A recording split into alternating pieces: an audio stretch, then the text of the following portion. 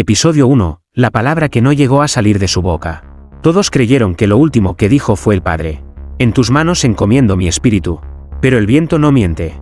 Y aquel día, el viento se detuvo justo antes de que una última palabra escapara de sus labios. El padre Aurelio no creía en revelaciones modernas. Pasó 50 años sirviendo a la iglesia con una fe sin adornos.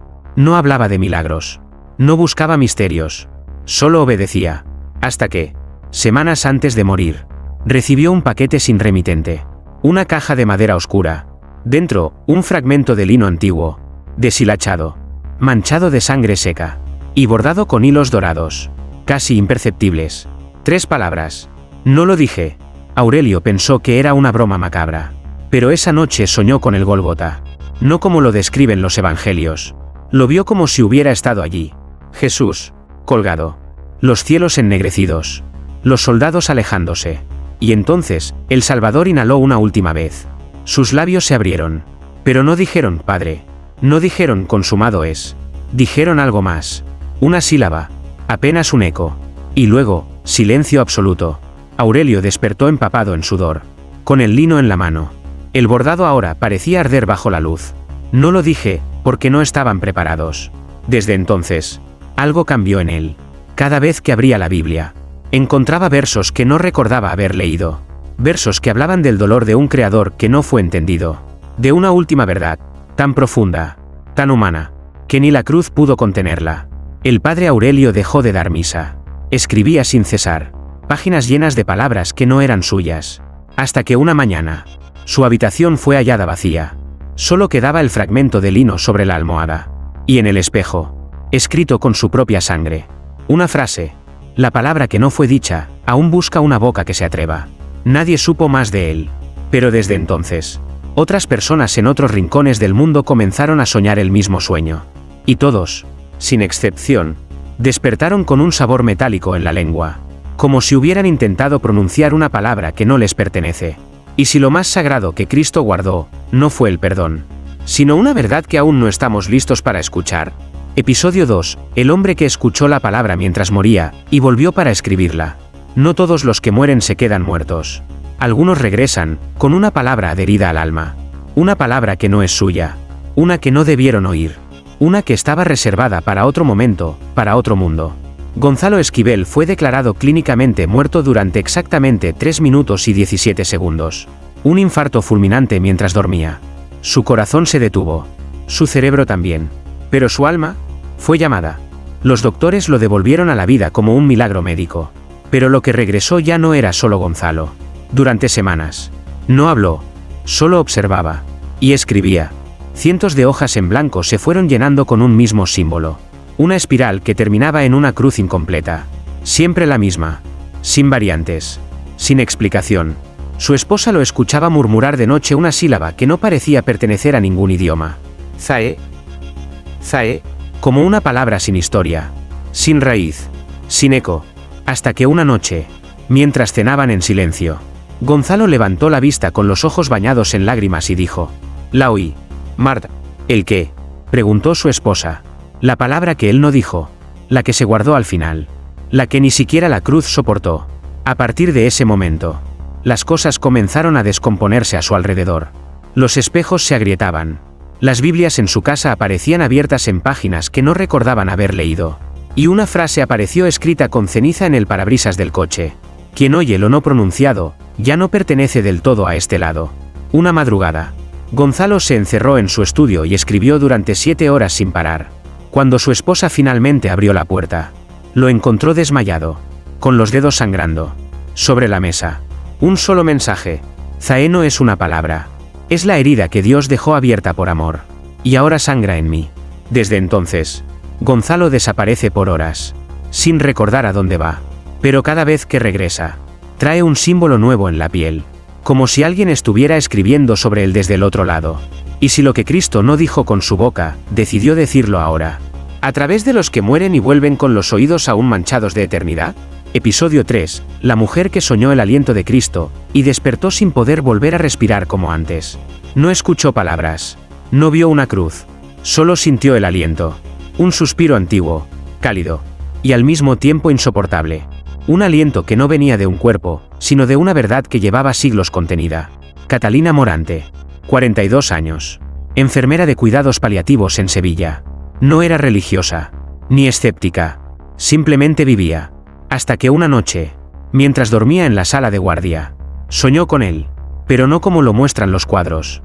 No coronado, no crucificado, solo su rostro, cubierto por una sombra densa. Y de esa sombra salió un aliento. Catalina no oyó palabras. Solo sintió como algo entraba en sus pulmones. Sin permiso. Algo vivo, denso, eterno. Despertó con la boca abierta, como si hubiera estado ahogándose en su propio pecho. No podía respirar. No por falta de aire, sino por exceso de algo más. Desde ese día, su forma de respirar cambió. No jadeaba. No suspiraba. Era como si cada inhalación llevara un peso que no pertenecía a este mundo. Los médicos no encontraron nada. Oxigenación perfecta. Pulmones limpios. Pero Catalina sentía que algo dentro de ella exhalaba en su lugar. Y cada vez que dormía, soñaba lo mismo. La sombra, el aliento, y el mismo susurro sin sonido. Si lo dije, el mundo no lo resistiría. Si no lo digo, yo no descanso. Empezó a escribir frases sueltas en los márgenes de recetas médicas. En servilletas.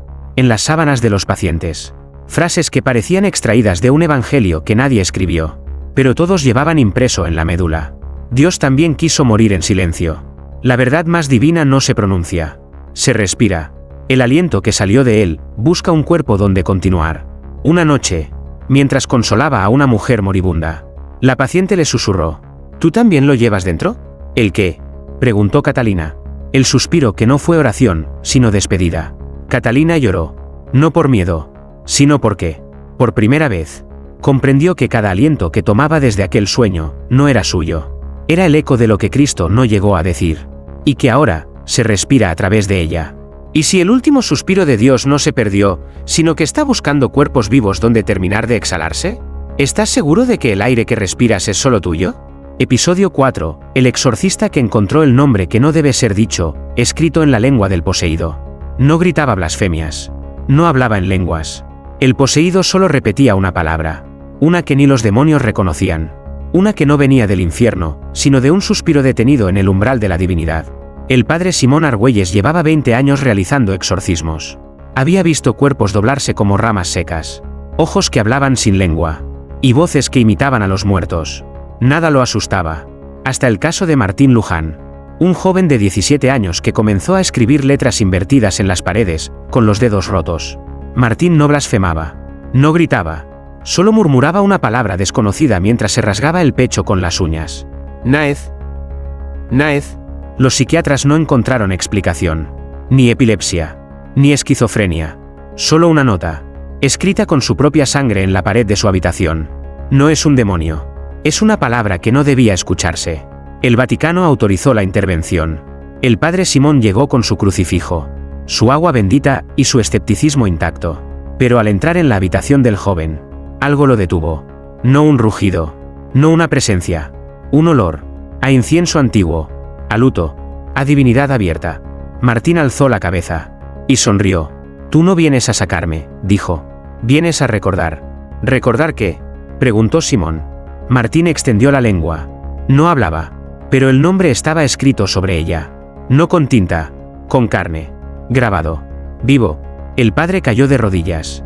La palabra le resonaba en la médula. No era satánica. Era anterior. Más antigua que el bien y el mal. Más íntima que cualquier oración. ¿Qué es eso?, gritó. Es el nombre que él se guardó, susurró Martín. El que no entregó al morir. El que era solo para él. Simón huyó. Pero esa noche, al mirarse al espejo, encontró la palabra escrita en el vaho del cristal. Naez. Y desde entonces, no puede dormir sin sentir que respira algo que no es aire. Como si el nombre aún estuviera buscando ser pronunciado, por la boca correcta. Y si el verdadero nombre de Dios no se escribió, ni se reveló, porque contenía una verdad que ni el cielo quería enfrentar. ¿Qué pasará si algún día alguien lo dice, sin miedo a lo que despierta? Episodio 5. El escultor que creó el rostro de Cristo, sin haberlo visto jamás. No creía. No rezaba. No conocía los evangelios. Pero una noche, despertó con las manos manchadas de arcilla y un impulso incontrolable. Como si alguien, le guiara los dedos desde dentro. Y lo que esculpió, no debía ser mostrado. Octavio Barreto, 58 años. Escultor ateo, solitario, conocido por sus obras abstractas y su odio abierto a toda representación religiosa. Nunca había puesto un pie en una iglesia. Y sin embargo, una madrugada, comenzó a moldear sin razón aparente. Durante 3 días no comió. No durmió. Solo esculpía. Sus manos sangraban. Pero no se detenían. No sabía qué estaba creando. Solo que no era suyo. Al 4.º día, cuando terminó la pieza, cayó de rodillas, sin saber por qué, y lloró. La escultura era un rostro. No perfecto. No glorioso. Pero real. Dolorosamente real. No tenía corona. Ni barba estilizada. Ni ojos misericordiosos. Tenía mirada quebrada. Labios partidos. Y una expresión tan humana, que lo divino parecía desbordar en silencio. Octavio no entendía. Hasta que un sacerdote, llamado por un vecino curioso, vio la obra y se desmayó al instante. Cuando despertó, murmuró: Ese es el rostro. ¿De quién?, preguntó Octavio. Del que vi, durante mi experiencia cercana a la muerte. Del que me dijo que aún no era tiempo de decir la última palabra. La noticia se esparció. Vinieron religiosos, teólogos, escépticos. Todos tenían la misma reacción. Llanto, temor, silencio. Y lo más perturbador, cada uno describía haber soñado con ese mismo rostro alguna vez, aunque jamás lo habían visto. Una monja anciana tembló frente a él y dijo: Él lo guardó para el final. No porque fuera divino, sino porque mostrarse así, con esa tristeza, habría quebrado la fe antes de que naciera. Días después, la escultura desapareció. Solo quedó en el suelo una nota escrita a mano por Octavio. No lo vi, pero él me usó. Y ahora que lo he mostrado, ya no sueño. Solo escucho cómo respira. ¿Y si el verdadero rostro de Cristo no se reveló en la cruz, sino en la respiración que vino después? ¿Estás preparado para mirar un rostro que ni el cielo quiso mostrarte antes de morir? Episodio 6. La ciega que describió el último gesto de Cristo, como si lo hubiese visto desde dentro. Nunca vio la luz. Nunca tocó una cruz. Pero una noche, despertó gritando entre sollozos: Ya lo sé. Ya sé cómo se despidió. Y lo que describió hizo temblar a quienes creían haberlo entendido todo. Ángela Suárez, 27 años. Ciega de nacimiento. Nunca vio un rostro humano. Nunca percibió un atardecer. Sin embargo, afirmaba desde pequeña que soñaba en colores. Colores que no existen aquí. Decía, vivía con su madre en un pueblo olvidado de Extremadura. Hasta que, una noche de marzo, comenzó a hablar dormida. Sus palabras eran suaves, pero quemaban. El aire no dolía. El cuerpo sí, pero lo que más le pesaba fue lo que eligió no decir. A la mañana siguiente, pidió algo que nunca había pedido: tráeme papel. Y un sacerdote, el párroco local, acudió. Incrédulo, Ángela, con los dedos temblorosos, dibujó con tinta negra sobre el papel blanco una curva, una línea temblorosa, una mueca. ¿Qué es eso?, preguntó el cura. Ella respondió, con una calma que helaba: es la forma de su boca cuando se tragó la última palabra. Antes del silencio. Antes de expirar. ¿Cómo puedes saber eso si no lo viste? Porque lo sentí desde dentro. Como si algo se quebrara en mí, y luego me acariciara por dentro con una voz que no hablaba. Los dibujos llegaron a manos del obispo local. Se enviaron al Vaticano. Un experto en iconografía cristiana exclamó: esa mueca es idéntica a la que aparece en un manuscrito etíope del siglo III que representa la mirada de despedida del Redentor. Uno que fue prohibido por describir al Cristo demasiado humano. Ángela no buscó fama. Solo pidió una cosa: quiero hablar en una iglesia. Sin público. Sin luz. Le permitieron entrar sola al altar. Estuvo dentro 33 minutos. Cuando salió, sus pupilas, antes opacas, brillaban como si reflejaran una vela desde adentro. ¿Qué pasó ahí?, le preguntaron. Ella respondió: él no me mostró su rostro. Me dejó sentir su último gesto. Y eso fue más íntimo que cualquier visión. Y si algunos nacieron ciegos no por castigo, sino para que, al llegar el momento, pudieran describir no lo que vieron, sino lo que Cristo escondió en su último suspiro. Episodio 7. El teólogo que perdió la fe al traducir una sola sílaba escrita en el velo del templo rasgado. El velo se rasgó cuando él murió. Eso dice la escritura. Pero nadie contó que, en el borde de esa tela, había una marca. No era sangre. No era símbolo. Era una sílaba, demasiado antigua para el idioma. Y demasiado sagrada para ser traducida. Padre Matías Escobar. Doctor en teología bíblica. Profesor en Roma. Especialista en arameo antiguo y hebreo ritual. Intelectual. devoto, hasta que fue invitado a Jerusalén a observar un hallazgo arqueológico nunca anunciado públicamente. Un fragmento del velo original del segundo templo, preservado en una cápsula de plomo hallada en una cripta subterránea sellada desde el siglo I. El fragmento era pequeño, roto, casi carbonizado. Pero en una esquina, bajo lupa, había una sílaba inscrita, no grabada, tatuada sobre la fibra misma del tejido, como si hubiera sido escrita con un aliento caliente. La sílaba era Elzar. Los expertos creían que se trataba de una variante de Eleazar, nombre sacerdotal. Pero el padre Matías no. Él la miró durante horas. Y en medio de la noche, comenzó a traducirla letra por letra. No fonéticamente, sino sigilógicamente, como si cada trazo escondiera un eco. Cuando terminó, la mano le temblaba. El resultado no era un nombre. Era un verbo. Incompleto. Como detenido a propósito. Significaba, aún no qué, murmuró. Esa noche, soñó con el templo. No como ruina, como estaba en el instante exacto de la muerte del hijo. Y allí vio al velo rasgarse. Pero no por el temblor, sino por una fuerza contenida en la sílaba. Una sílaba que intentó escapar. Y no lo logró. Despertó gritando. Tiró todas sus Biblias al suelo. Quemó sus tesis. No era el fin, le dijo a su asistente. Era el comienzo de algo, que él no quiso liberar. Aún no. Al día siguiente. Desapareció. Solo dejó una nota clavada a la puerta de su despacho. Traduje lo que no debía entender. Y por eso, ya no creo. Ahora sé. Y saber, es más oscuro que dudar. ¿Y si la muerte de Cristo no fue una clausura, sino una pausa? ¿Y si aquella sílaba contenía lo que él aún no ha permitido que se complete? ¿Te atreverías a pronunciarla sin saber que terminaría? Episodio 8. El penitente que habló en sueños, y reveló el fragmento final de una oración que ni los apóstoles conocieron. La Iglesia enseñó el Padre Nuestro como la oración más sagrada. Pero nunca dijo que hubo una línea que Cristo no pronunció en voz alta. La detuvo, la guardó, y nadie la oyó.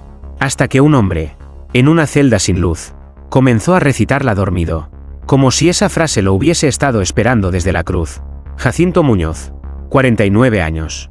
Condenado a cadena perpetua por un crimen que nunca confesó. No hablaba, no rezaba, no recibía visitas.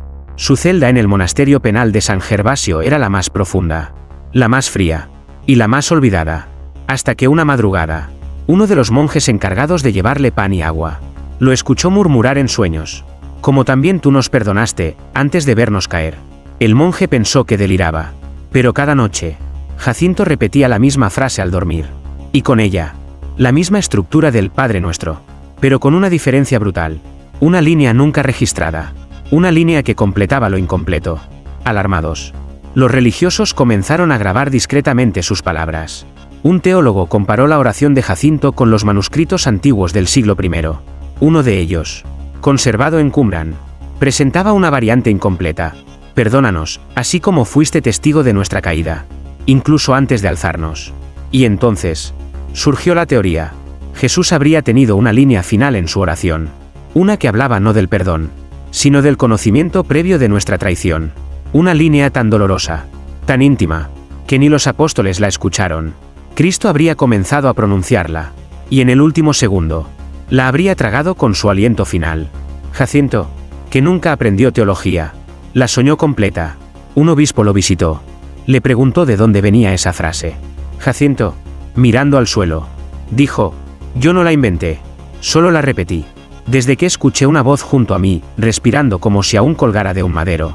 Esa noche, Jacinto murió en su sueño, con una sonrisa, y en su pared, escrita con carbón, una frase. Él terminó lo que nosotros no escuchamos. ¿Y si la verdadera revelación no está en lo que gritamos a Dios, sino en lo que Él susurró sin terminar? ¿Y si alguien, en silencio, heredó lo que ni los apóstoles pudieron retener? Episodio 9. El mártir que escribió una palabra con su sangre, idéntica a la que Cristo dibujó en el polvo antes de ser arrestado. Antes de que lo apresaran, Cristo se inclinó y dibujó algo en el suelo. Ningún evangelista reveló qué fue. Solo dijeron que escribió con el dedo. 2000 años después, un joven mártir, muriendo entre gritos y llamas, escribió con su propia sangre una palabra. Una sola. Y al verla, un anciano sacerdote cayó de rodillas. Porque ya la había visto antes. En un sueño, bajo los pies del Redentor. Luciano Cedeño, 22 años, activista cristiano en un país donde portar una Biblia podía costarte la vida. Fue arrestado tras predicar en una zona prohibida. Se negó a retractarse. Fue condenado por blasfemia pública y agitación espiritual. La ejecución fue pública, cruel, rápida. Pero lo que sucedió en los últimos 7 segundos cambió todo. Luciano, ya ardiendo en la pira, cayó hacia adelante y, con el dedo ensangrentado, escribió una palabra en el suelo de piedra. Los soldados rieron. Creyeron que eran garabatos. Pero un sacerdote anciano que lo había acompañado hasta el último momento se desmayó al verla. La palabra era Nadet, una palabra que no existe en ningún idioma conocido, pero que el sacerdote había visto antes, en una visión, cuando era joven, en un sueño que le cambió la vocación. En aquel sueño, Cristo estaba de rodillas, rodeado de quienes lo iban a arrestar, y mientras ellos gritaban, él escribía en el polvo exactamente esa misma palabra. El sacerdote nunca lo entendió. Lo guardó como un misterio personal, hasta que lo vio otra vez, escrita con sangre ardiente, por alguien que nunca lo conoció, que jamás estudió hebreo, que no tenía cómo inventarla. Se inició una investigación teológica, se analizaron raíces lingüísticas, y lo más perturbador fue esto: cuando la palabra se invierte, fonéticamente, forma un eco de la frase aramea te vi caer antes de nacer. Los teólogos enmudecieron. ¿Y si esa palabra fue la primera que Cristo escuchó antes de su encarnación? ¿Y si fue la última que quiso pronunciar, pero no pudo? ¿Y si Luciano no murió, sino que completó el primer trazo del silencio divino? ¿Te atreverías a escribir con tu sangre una palabra que ni los evangelios se atrevieron a revelar? ¿Y si esa palabra no es tuya, sino el eco de lo que Dios jamás dijo en voz alta? Episodio 10. La voz que se escuchó en el sepulcro, y no era la de Cristo ni la de un ángel. La piedra había sido removida. El sepulcro, vacío, pero un sacerdote moderno pidió entrar, solo. Dijo que no rezaría, solo escucharía, porque en sus sueños, alguien, o algo, le había prometido que allí quedaba un susurro atrapado entre las paredes. Lo que escuchó, no estaba en ninguna Biblia, y tampoco en ningún infierno. Padre Elías Monforte no buscaba respuestas, buscaba la falla, algo que la historia no había contado, algo que se deslizó entre las escrituras y el mármol. Durante años estudió las contradicciones entre los 4 evangelios, pero había una escena que no lo dejaba dormir. El momento exacto dentro del sepulcro, después del silencio, y antes de la resurrección. ¿Qué ocurrió en esa oscuridad? ¿Realmente fue silencio? ¿O acaso algo, una palabra, una voz, una presencia, quedó suspendida, atrapada? Como un eco sin cuerpo, viajó a Jerusalén. Consiguió autorización especial. Pidió estar solo 5 minutos dentro del sepulcro restaurado. Las cámaras se apagaron. La puerta se cerró. Durante 3 minutos y 28 segundos no hubo movimiento. Luego, Elías salió pálido, temblando, con los ojos llorosos y las manos manchadas de tierra. Cuando le preguntaron qué había visto, no respondió. Solo entregó una pequeña hoja con una frase escrita a mano. No fue Cristo quien habló, ni fue un ángel. Fue lo que lo sostuvo en la muerte. La voz que espera al alma en el instante exacto donde Dios se calla. Los expertos en sonido forense, curiosos por el relato, enviaron micrófonos ultrasensibles al interior del sepulcro. Y aunque no captaron palabras humanas, sí detectaron una vibración, similar a una voz, pero con una frecuencia no asociada a cuerdas vocales.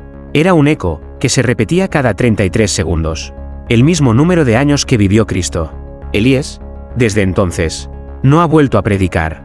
Solo se sienta frente al altar, en silencio, y a veces murmura una sola palabra.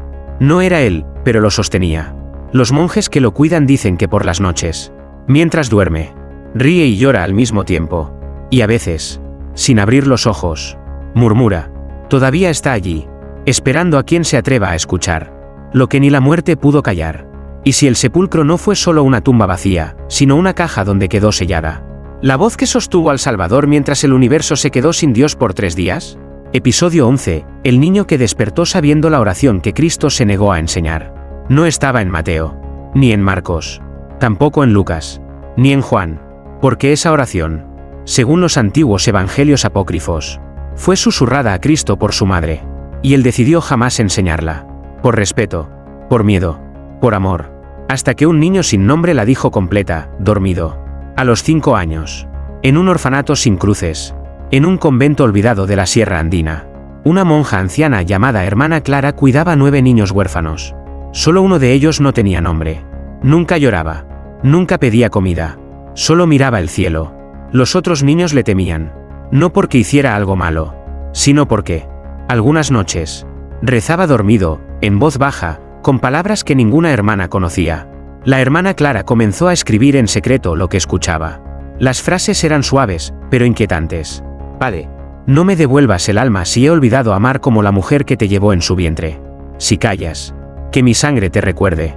Y si el mundo cae otra vez, no permitas que se repita la cruz, sino el beso.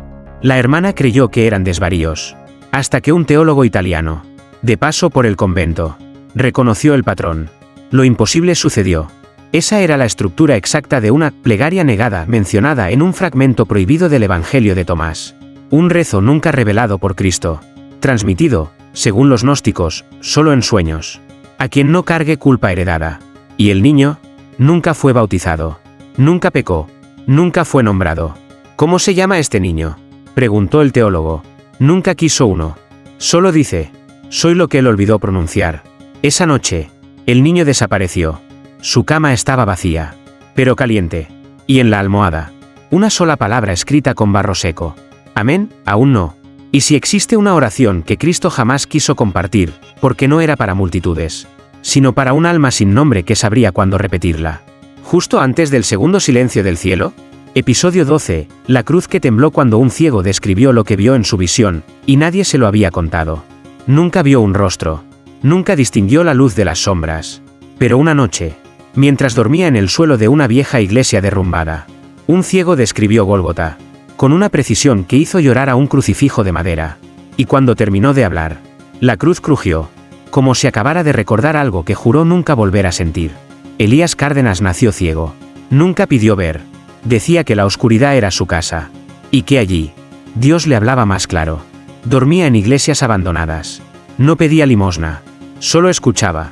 Una noche fría, en un templo olvidado de piedra, Elías se acostó bajo el altar. Cerró los ojos, por costumbre, no por necesidad, y murmuró algo diferente. Hoy el cielo se oscureció, como aquel día. Una monja joven que lo cuidaba, Sor Martina, lo escuchó agitado. Se acercó, y lo oyó decir. La sangre bajaba por su costado derecho, no izquierdo. Había 3 mujeres, una de ellas no lloraba. El soldado que lo miraba tenía miedo, aunque no lo mostraba. Y él no gritó, como dicen. Susurró. Una sola palabra. Pero no era padre. Era otra vez. Martina tembló. Nadie jamás le enseñó nada de eso. Ni siquiera las películas bíblicas muestran ese detalle. Elías se levantó sin ayuda. Caminó hasta el gran crucifijo de madera colgado en la pared. Colocó la mano sobre los pies tallados de Cristo y dijo, aquí tembló primero. La cruz sintió lo que el cielo aún no entendía. En ese instante, un crujido seco resonó en la iglesia. El crucifijo, mudo por siglos, soltó una astilla del centro. Y de esa grieta, cayó una gota. No era savia. No era pintura. Era roja. Densa. Tibia. Martina cayó de rodillas. Elías solo sonrió.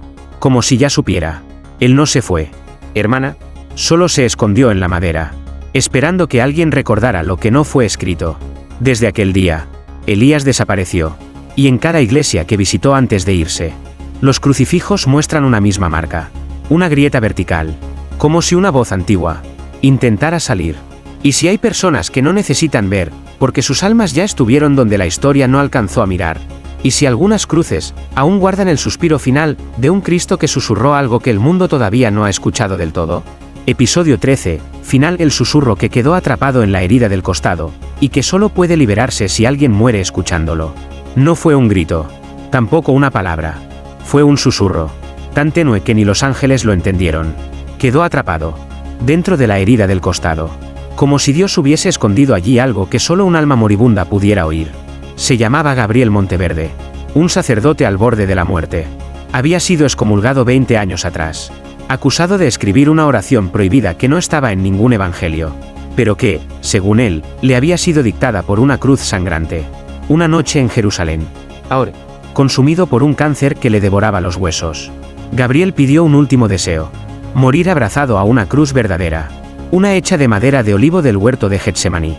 El Vaticano lo negó, pero una monja joven, Sor Eva, robó una cruz antigua de una capilla olvidada, y la llevó en secreto al hospital. Gabriel la abrazó como si reconociera su peso. ¿Lo sientes?, le dijo a Eva. Esta cruz no está vacía. No del todo. Algo aún respira dentro de ella. Un susurro, esperando morir con alguien. Esa noche, mientras las máquinas marcaban el final, Gabriel murmuró una frase entrecortada. Ya lo oigo. Está dentro de mí ahora. Pero no es una palabra. Es una decisión. Un pacto. Un sí que él no alcanzó a decir, porque quiso que alguien más lo completara. A las 3 de la madrugada, el monitor cardíaco se detuvo. La cruz que Gabriel sostenía crujió. Una astilla se desprendió de la parte donde estaría la herida del costado. Y en la garganta de Gabriel, ya sin vida, Soreva escuchó algo que no debió haber sido audible. Un murmullo. Un eco. No salido de la boca, sino de la herida. No todo fue dicho. No todo debía decirse. Pero alguien debía oírlo. Morir oyéndolo. Para que el cielo supiera que aún hay humanos que escuchan con fe lo que el verbo cayó. Eva cayó de rodillas. Llorando. Murmuró lo mismo. Desde aquel día, las cruces en hospitales de agonía comenzaron a girar solas durante las madrugadas, como buscando otro oído final. Cristo no lo dijo todo. Pero lo más importante, lo dejó en la herida, donde el alma no escucha con palabras, sino con obediencia.